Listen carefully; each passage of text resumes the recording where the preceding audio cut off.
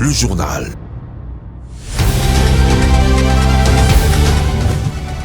Très heureuse de vous informer, madame, monsieur, bonsoir et bienvenue à cette grande édition du journal Somondico Télévision dont voici le sommaire.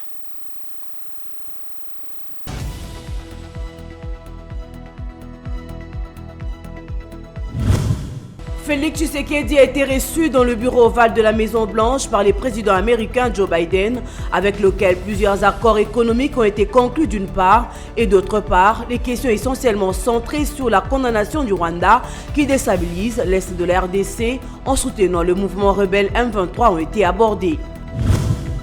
Si les travaux de réhabilitation de la route Matadi sont accélérés, ceux de l'avenue Macampagne traînent au point de prendre plus de temps que prévu et annoncé au lancement. Les usagers des environs déplorent cette lenteur et réclament diligence auprès de services concernés. Kofi Olomide n'a pas mâché le mot pour demander au président Paul Kagame d'en référer à sa conscience d'Africain et à toute humanité pour arrêter de sacrifier de milliers de victimes à l'est de la RDC. C'était à l'occasion de la promotion de son nouvel album au cours d'une émission sur RFI.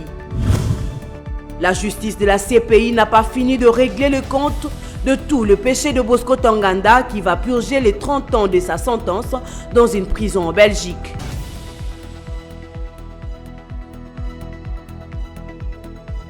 Bonsoir. Le tête-à-tête tant attendu entre le président congolais Félix Tshisekedi et américain Joe Biden a finalement eu lieu hier mercredi 14 décembre dans le bureau ovale de la Maison-Blanche à Washington. Au cœur de cet entretien bilatéral avec son homologue américain, Félix Tshisekedi a évoqué la question du rôle du Rwanda dans l'insécurité qui règne à l'est de la RDC avec le M23 que Paul Kagame entretient. Suivez.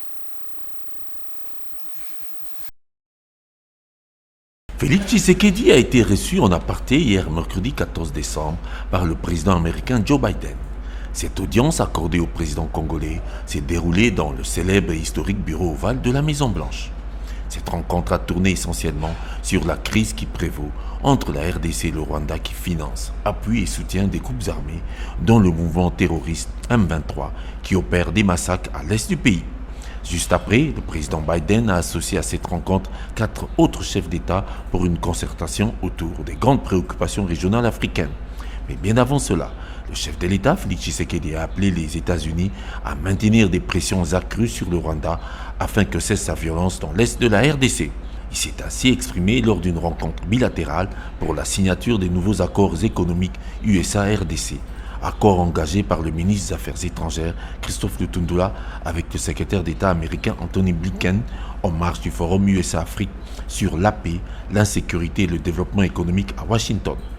Les États-Unis et la RDC se sont accordés sur l'importance de la mise en œuvre immédiate du communiqué du 23 novembre du mini-sommet de Luanda sur la paix et la sécurité. Ils font allusion notamment à la cessation des hostilités, au retrait du M23, à la fin du soutien aux groupes armés, à la condamnation du discours de haine et la reprise des consultations entre le gouvernement de la RDC et les groupes armés nationaux dans le cadre du processus de Nairobi. Le secrétaire d'État américain a, en outre, encouragé le gouvernement de la RDC à dénoncer les discours de haine et l'a exhorté à intensifier ses efforts pour condamner cette rhétorique inacceptable. Pour Anthony Blinken, les opérations militaires transfrontalières devraient être non conflictogènes avec la MONUSCO et menées conformément aux résolutions de sanctions existantes des Nations Unies. Il a par ailleurs salué la volonté du président Félix Tshisekedi d'engager un dialogue continu et franc avec son engagement à apporter la paix et la stabilité au peuple congolais.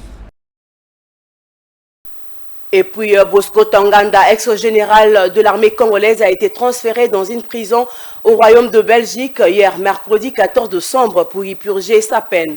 Cette annonce a été faite par la présidence de la Cour pénale internationale CPI. Plus de détails dans cet élément de Bijou Lumuna. C'est le mercredi 14 décembre 2022 que Bosco Ntaganda, dit Terminator, rebelle qui sémait la terreur en Ituri, chef de guerre de 2000 à 2002 et ex-général de l'armée congolaise à l'occasion des opérations de mixage et brassage, a été transféré dans une des prisons du Royaume belge pour y purger sa peine. Cette annonce a été faite par la présidence de la Cour pénale internationale, en sigle CPI. M. Peter Lewis, greffier de la CPI, a déclaré que la CPI compte sur le soutien des États pour l'exécution des peines et apprécie la coopération volontaire du gouvernement belge dans cette affaire. Rappelons que Bosco Ntaganda a été déclaré coupable en juillet 2019 de 18 chefs de crimes de guerre et des crimes contre l'humanité commis dans la province de l'Ituri en RDC de 2002 à 2003 et qu'il a passé plus de 7 ans de détention au sein de la CPI. Par ailleurs, le 7 novembre 2019, il avait été condamné à une peine de 30 ans d'emprisonnement. Le 12 septembre dernier, la Chambre d'appel a renvoyé plusieurs questions à la Chambre de première instance pour qu'elle rende une nouvelle ordonnance de réparation. Pour mémoire, Bosco Ntaganda, Terminator, qui est âgé de 49 ans, devait avoir à sa sortie de prison en 2043 l'âge de 72 ans. L'artiste musicien congolais Koffi Olomide en séjour à Paris en France pour la promotion de son nouvel opus intitulé Légende volume 1 était l'invité de Claudie Siard sur la radio France Internationale. Homme dont le franc-parler reste inattendu, Olomide a lancé un message clair au président Paul Kagame, message en rapport avec l'insécurité et la déstabilisation dans l'est de la RDC. Extrait de ses propos dans cet élément, suivez.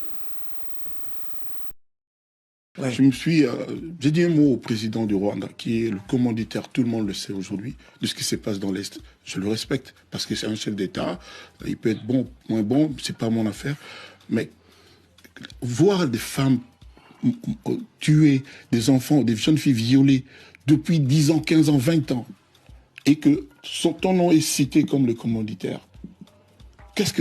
comment est-ce qu'il trouve le sommeil? Où est son côté africain? Où est l'amour dont Dieu a pourvu son cœur? Basiquement. Comment est-ce qu'il... Parce qu'il a peut-être eu des contrats politiques avec des gens du Congo, tout ça. Ça ne regarde pas ces femmes qui meurent. Ça ne regarde pas ces enfants innocents. Ça ne regarde pas ces vieillards qui ne peuvent pas dormir. Ces enfants qui ne peuvent pas aller à l'école. Comment est-ce qu'il... Ça ne lui fait rien. C'est pire que Léopold II, c'est plus que les colons qui ont martyrisé, esclavagisé nos ancêtres, nos papas, nos mamans. Merci. Comment est-ce que M. Kagame peut trouver le sommeil? Merci de le... Il n'a qu'à régler ses comptes avec les gens avec qui il a passé on ne sait quel contrat. Mais moi, je n'en veux pas au peuple rwandais. Et je pense que le peuple rwandais n'en veut pas à Koffi Olomide. Mais pourquoi il peut accepter pendant tout ce temps que son nom soit toujours, qu'il revienne sur cette histoire?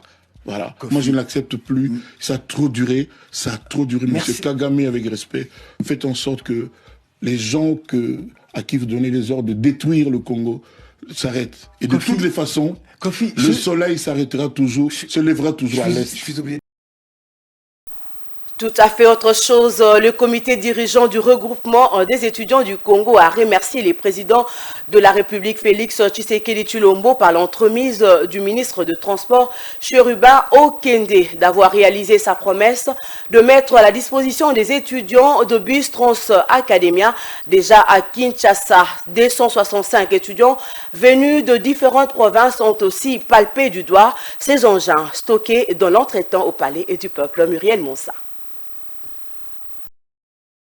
Ayant appris la nouvelle de l'arrivée de Bus Trans Academia, réceptionné par le ministre de Transport le dimanche dernier, les comités dirigeants du regroupement des étudiants du Congo a sollicité et obtenu une audience auprès de Cherubin Okende. Ils étaient au total 265 étudiants venus des établissements publics et privés de la RDC qui se sont mobilisés en très peu de temps pour remercier le président de la République, Félix Tshisekedi Tshilombo, via le ministre de Transport, à qui ils ont demandé de poursuivre ces plannings de cet établissement public dédié exclusivement au transport des étudiants. Chaque coordination estudiantine était composée d'un président, d'un ministre de Transport et d'un ministre de Finances. Chose promise, chose faite, les bus sont venus, c'est comme ça que j'avais sollicité une audience auprès de son Excellence, question de venir nous entretenir avec lui et nous donner des détails, sinon des vraies informations que nous pourrions relayer aussi dans les chefs de nos camarades étudiants. Ça paraissait comme une promesse du genre Jésus revient bientôt, mais son Excellence, Monsieur le Ministre, s'y est impliqué. Et aujourd'hui, nous avons le bus Trans Academia et la société Trans Academia. j'ai repris ensemble avec moi d'ovationner Son Excellence, Monsieur le Président de la République de l'État.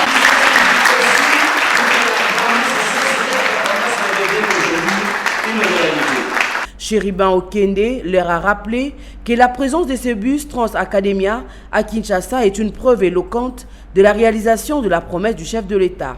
Je crois qu'à l'occasion de la remise de bus Trans Academia, je vais aussi vous présenter le conseil d'administration qui vient d'être nommé par le chef de l'État. Vous avez suivi, les bus sont là, mais c'est un premier lot. Il y a ensemble, le lot global est de 600 bus. Il n'y aura pas que Kinshasa. C'est la communauté estudiantine nationale et qui se retrouve aussi dans les provinces. Il y a déjà une étude qui est menée, technique qui est menée, mais qui sera appliquée par le conseil d'administration et la direction générale de Trans Academia. Après cette rencontre, la délégation estudiantine a pris le bus Trans Academia pour se rendre au Palais du Peuple, lieu du stockage, afin de palper ces engins, prenant de photos, puis ils ont été raccompagnés par leur bus Trans Academia.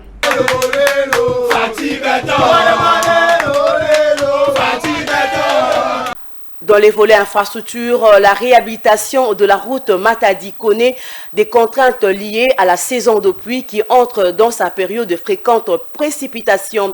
Dans l'attente plutôt du rétablissement de la nationale numéro 1, axe principal et important pour l'économie nationale, le gouvernement du Congo central a pris de dispositions pour soulager les transporteurs ainsi que les personnes et leurs biens.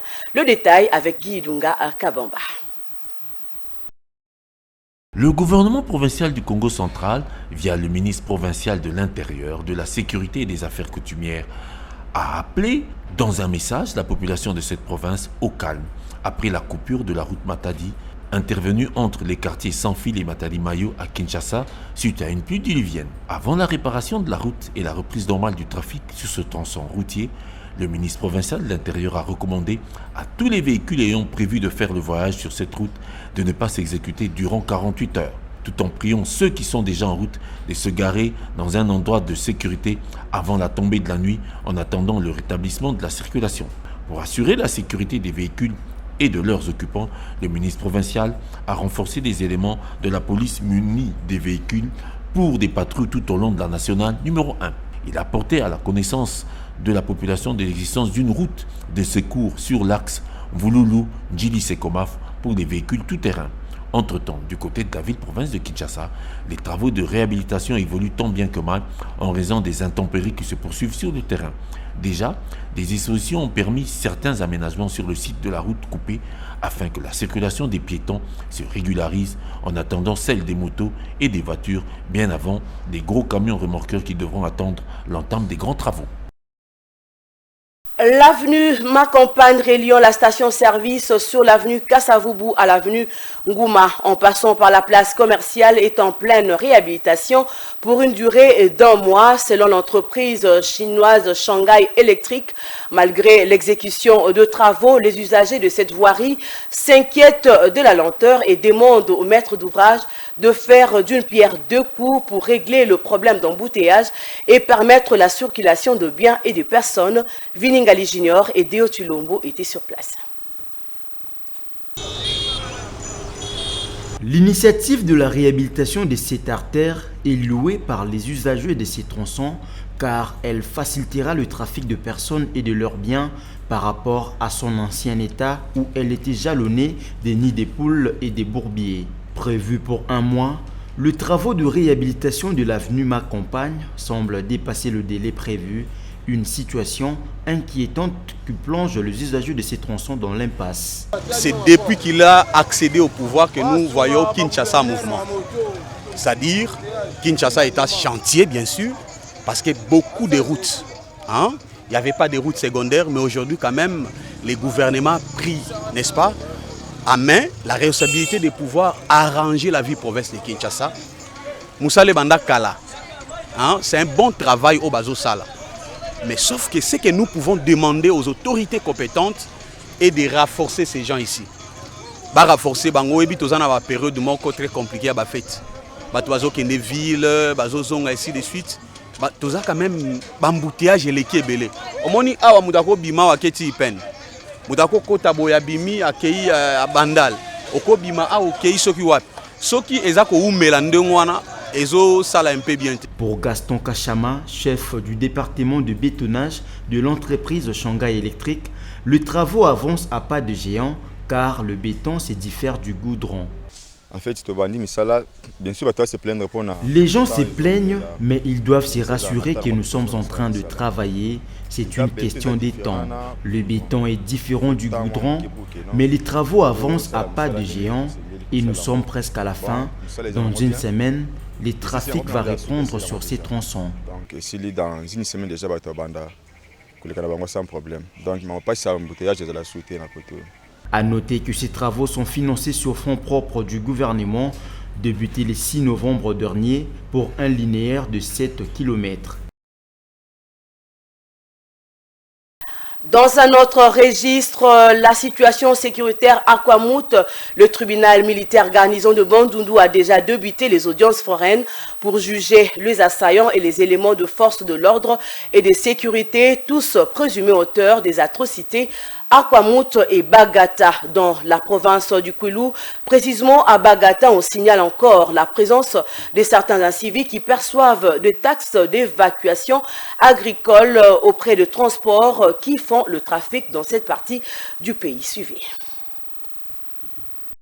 C'est depuis mardi dernier que les audiences foraines ont débuté dans la ville de Bandundu pour juger les assaillants ainsi que les éléments de force de l'ordre et de sécurité présumés auteurs des atrocités à Kwamouth et Bagata. Pour cette première audience, le tribunal militaire garnison de Bandundu, Bagata et Maindombe a d'abord procédé à l'identification des prévenus. C'est le cas de Muzinga Badibi, sous-commissaire de la police de Mboussier au territoire de Kwamouth. Poursuivi pour association de malfaiteurs, les faits d'habillés en tenue militaire les civils, viols, vols, incendies, destruction de biens et meurtres de plusieurs personnes en septembre dernier. De même pour Jires Koposi, Alphonse Engenga et tant d'autres. Ces audiences vont se dérouler en déant 30 jours. S'agissant de ces 4 affaires appelées en premier, les dossiers sont renvoyés à jeudi prochain afin de permettre aux avocats de pénétrer l'instruction à fond. Le tribunal militaire garnison de Bandundu va juger près de 28 éléments de force de l'ordre et de sécurité ainsi que 100 assaillants déjà aux arrêts. On signale aussi dans la province du Kwilu qu'il est difficile de percevoir le taxe d'évacuation agricole dans les secteurs de Wamba au territoire de Bagata. Ce sont les assaillants qui opèrent dans la région et se sont substitués aux agents de la régie provinciale. Ils perçoivent le taxe auprès de transports qui font le trafic entre Bagata, Bukangalonzo et Kinshasa. Traité et signé le projet de texte législatif et réglementaire d'application. C'est l'une des résolutions adoptées au cours de la 2e réunion du comité de suivi de la réforme de la police nationale congolaise. Les détails avec Bijou Lumuna. Il s'est tenu hier mercredi 14 décembre 2022 la 12e réunion de réforme de la police nationale congolaise. Au cours de cette réunion composée des membres des Nations Unies et la société civile, le vice-premier ministre de l'Intérieur et Sécurité, Daniel Aselo Kito-Wankoy, a mis l'accent sur l'importance de cette réforme. Il a évoqué également que le gouvernement déclare son attachement à voir la police de la réforme nationale être une réalité, afin de sensibiliser aussi la population et la police nationale pour qu'elle s'en approprie le processus. Nous nous sommes engagés, vous et nous devons aller jusqu'au bout.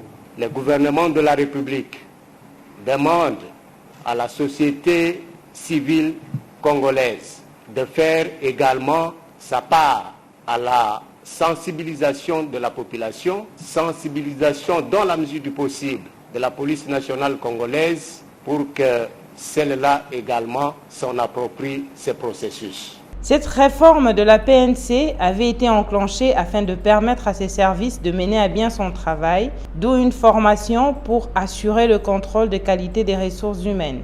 Notons qu'en octobre dernier, La troisième phase du programme d'appui à la réforme de la police sur la coopération entre la RDC et l'Union européenne pour le renforcement de capacité de la PNC avait été validée. Et puis, dans le cadre de la visite d'inspection de biens de l'État, le ministre de la Recherche scientifique et innovation technologique a effectué une descente au quartier Ma-Campagne où il a constaté la spoliation de 2 maisons appartenant à l'Institut national pour l'étude et la recherche agronomique, nous dit Bijou Lumuna. Le ministre de la Recherche scientifique et innovation technologique, Maître José Mpanda Kabangu, a effectué une descente au quartier Binzama Campagne dans la commune de Ngaliema pour une visite d'inspection des biens privés de l'État. Accompagné du conseil d'administration de l'Institut national pour l'étude et la recherche agronomique en sigle INERA, ainsi que du secrétaire général à la recherche scientifique, le ministre a fait une descente au quartier Ma-Campagne sur l'avenue Forêt numéro 19-20 où il a constaté la spoliation de 2 maisons appartenant à l'INERA par une église et un ancien agent de celle-ci. Malgré qu'on a été en procès, qu'on a gagné le procès, c'est toujours difficile pour qu'on puisse les déguerpir. Et son Excellence a promis qu'il va voir comment on peut trouver un terrain d'entente pour que nous puissions récupérer nos villas. C'est une église qui avait été là il y a assez longtemps comme locataire. Et à la longue, avec le temps, il a fini par changer de titre. Et puis cette église s'est appropriée de notre cadre. Forêt 21, c'est un de nos agents. Il était là comme responsable du bureau de représentation. Malgré toutes les sollicitations que le conseil d'administration a eues à le faire comprendre, on a même donné la garantie locative pour qu'il soit libéré et il l'occupe depuis plus de 40 ans. Après cette visite, le ministre ne s'est pas arrêté là. Il a poursuivi son inspection sur d'autres sites, notamment la galerie Albert et derrière le complexe Aurore où il a constaté la situation régulière de locataires. Toujours dans ces chapitres, l'ancien ministre de la Santé publique, Eteni Longondo, était cité dans un dossier d'expoliation sur l'avenue de la Libération ex-24 novembre au quartier Biza Pigeon dans la commune de Ngaliema. Dans une vidéo qui a fait le tour des réseaux sociaux où il est pointé du doigt pour avoir envoyé des maçons construire un mur devant le portail de ses voisins. Images et commentaires. Au quartier Pigeon, dans la commune de Ngaliema, précisément sur l'avenue Libération, ex-24 novembre, où l'ancien ministre de la Santé publique, Eteni Longondo, s'est emparé de toute une avenue qui sert des servitudes pour en faire sa propriété privée. Avec l'aide des éléments de la police du parquet de la Gombe, c'est au cadre de l'UDPS vient de clôturer cette rue qui fera, selon lui, partie de la parcelle dont il est le propriétaire. Les portails de parcelles voisines se sont vus barricadés par un mur en construction. Les témoins de cet événement tentent de nous relater le fait. Monsieur Eteni Longondo a envoyé d'abord des ajusteurs pour sceller le portail de l'autre côté pour ériger un mur. Il a envoyé le maçon et les policiers pour surveiller les travaux. Les victimes de cette spoliation alertent l'opinion sur cette décision arbitraire et dans l'entretemps sont obligés d'escalader les murs. Une situation difficile pour les enfants qui doivent aller à l'école et les femmes. Une victime, Ariki l'anonymat, explique l'origine de ces conflits. Monsieur Eteni a tindi la police et a kangela biso entrée to bimate parce que soi-disant o ezalopa unayi. C'est plus de 20 ans. Na sombaka parcelle oyo na 1999. J'ai vendu au docteur Eteni Longondo les bâtiments de mon appartement. Appartement n'est pas synonyme à parcelle. J'ai construit un chemin public, une servitude, qui va de la grande route à la résidence de M. Antoine Katoto. Le docteur Eteni se permettra de forcer et de rallonger les bâtiments. Qui n'était pas na plan Oyo, ça n'existait pas avant. Rallonger les bâtiments en prenant une partie de la servitude d'abord, puis en supprimant totalement la servitude. Il n'y a que la justice qui peut le départager. Affaire à suivre. Poursuivons ce journal, madame, monsieur. Maître Jean-Paul Kitenge Kakuji, avocat de carrière, a été fait bâtonnier au barreau de Lubumbashi. Le nouveau chef du barreau du chef-lieu de la province du Haut-Katanga, maître Jean-Paul Kitenge Kakuji et tous les membres de son comité, dont maître Robert Kadima, chargé de la discipline, ont été reçus par le numéro 1 de la province, à savoir le gouverneur Jacques Kiaboula, qui a pris acte de cette élévation au sein de l'ordre des avocats. C'est un commentaire de Guy Ilunga Kabamba. Le barreau de Lubumbashi a un nouveau chef. Il s'appelle maître Jean-Paul Kitenge Kakuji. Ses pairs l'ont élevé à ce rang depuis le 12 octobre 2022 à Lubumbashi. Pour couronner cette noble élévation dans l'ordre des avocats de la capitale mondiale du cuivre, le nouveau bâtonnier et tout son comité ont été reçus par le numéro 1 de la province du Haut-Katanga, son Excellence le gouverneur Jacques Kiaboula Katui, qui a pris acte de ces désignations officielles. Le barreau qui est passé présenter les civilités au gouverneur de province. En fait, nous avons, depuis les 12 octobre, on a été élu comme bâtonnier de l'ordre des avocats du Haut-Katanga. Alors, comme il est de principe chez nous, le bâtonnier n'est pas élu seul. Il est toujours élu avec les membres du conseil de l'ordre. L'équipe qui est avec nous pour que nous puissions gérer pour un mandat de 3 ans l'ordre, le barreau du Haut-Katanga. Alors, ce qui est tout à fait normal et évident, que nous puissions nous présenter auprès de l'autorité politique pour que l'on puisse non seulement lui présenter les civilités, lui parler aussi de notre présence en tant qu'un ordre professionnel. Un ordre professionnel avec une mission d'intérêt général qui cadre avec les services publics. Nous disons bien qui cadre avec les services publics. Ce qui signifie que nous avons des valeurs, nous avons des objectifs, notamment celui de la défense judiciaire, de la défense extrajudiciaire. Non, il a été très positif, ce qui nous a beaucoup marqué et il nous a rassuré de son appui à notre ordre, nous en tant qu'ordre professionnel. Pour mémoire, le bâtonnier Jean-Paul Kitenge Kakuji succède à maître Rose Tumbakaja. Celle-ci était aux affaires depuis octobre 2014. Ce qu'il faut reconnaître en plus est que ce poste a besoin de compétences et d'expérience. Le nouveau bâtonnier Jean-Paul Kitenge Kakuji est un avocat bien réputé à Lubumbashi dans les secteurs du droit des affaires, du droit minier, du droit du travail, du droit de la propriété intellectuelle, etc. Au tableau de l'Ordre national des avocats 2000-2021, maître Jean-Paul Kitenge Kakuji était membre du Conseil national. Sa fonction, secrétaire national adjoint et vice-président de la commission de relations extérieures. Selon la législation congolaise, un bâtonnier est élu pour un mandat de 3 ans. Il ne peut être plus long que pour des raisons exceptionnelles. Ce poste est réservé aux seuls membres de l'ordre des avocats régulièrement inscrits depuis plus de 5 ans. Et pour finir, l'actualité se poursuit pour vous, mesdames et messieurs, dans ce journal qui m'engage à vous inviter à prendre connaissance des articles parus dans la presse de ce jeudi 15 décembre 2022 à Kinshasa. C'est dans une sélection de Guy Ilunga. Suivez.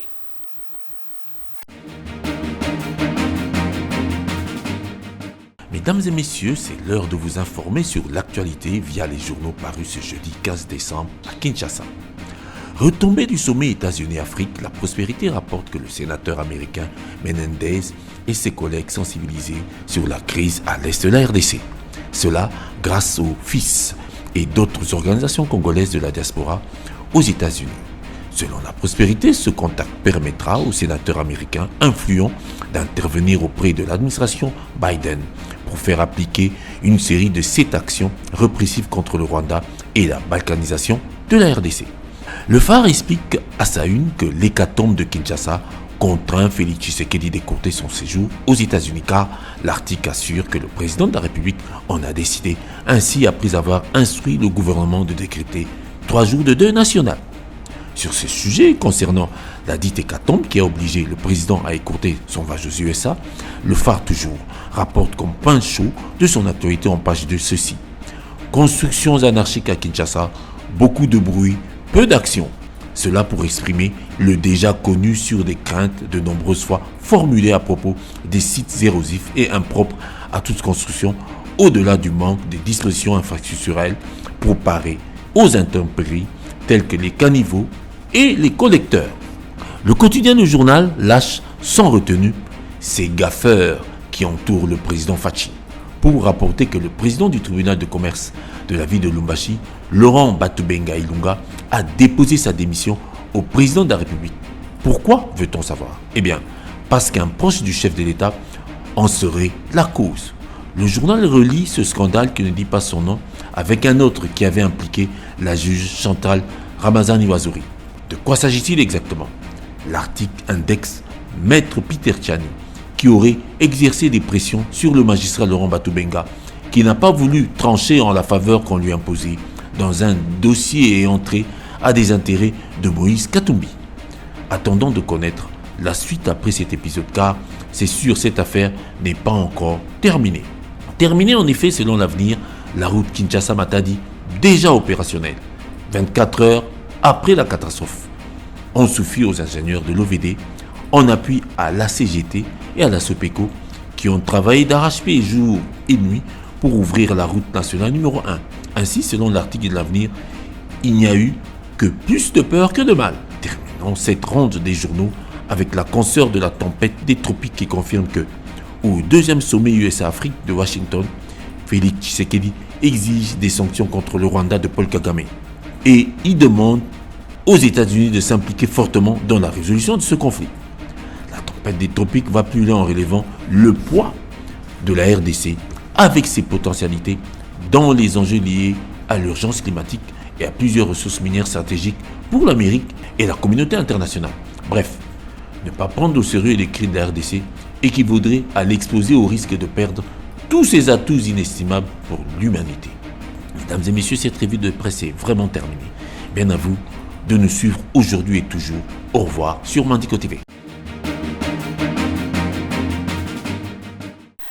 Voilà, cette revue de presse nous donne droit à boucler cette édition, mais avant de nous quitter, place au rappel des titres.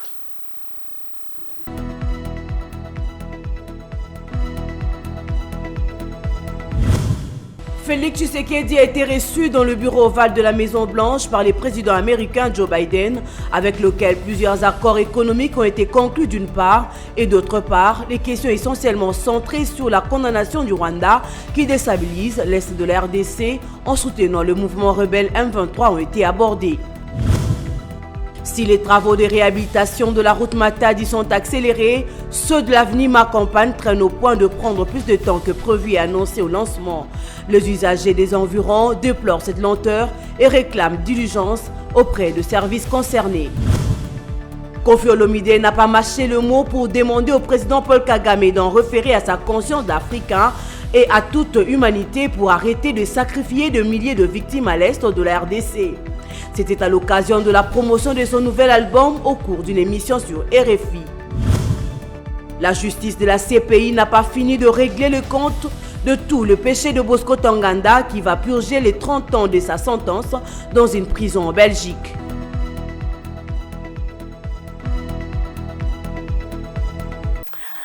C'était le journal de la rédaction. Merci de l'avoir suivi. Le prochain rendez-vous est pris avec Vini Ngali Junior pour la grande édition. D'ici là, bonne suite de programmes sur Mandico Télévision. Au revoir.